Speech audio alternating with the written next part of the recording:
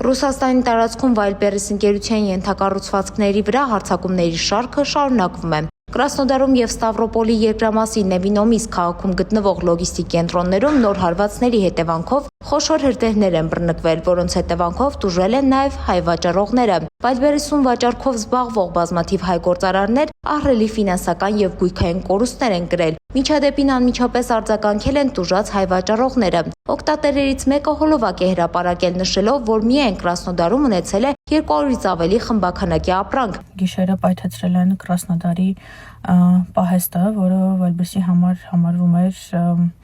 գլխավոր էլի մեծ պահեստներից մեկը,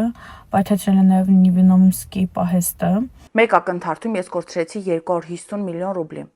բայց այս իրավիճակում ես մենակ չեմ։ Իմ դեպքում ցավոք սա իմ բիզնեսի վերջն է։ Իր պատմությամբ է կիսվել Wildberries-ի վաճառող Աննան, ով կորցրել է տարիների ստեղծածը։ 6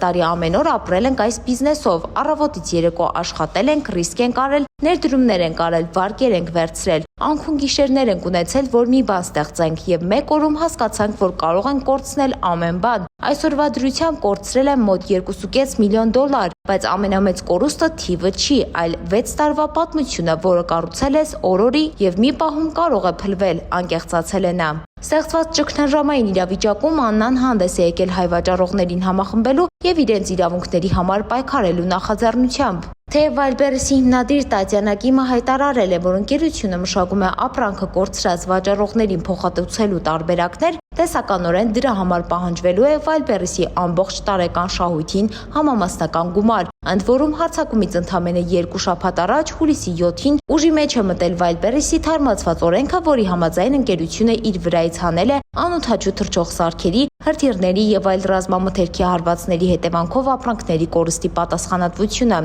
Թամարա Քալանթարյան, Օրագիր Նյուզ։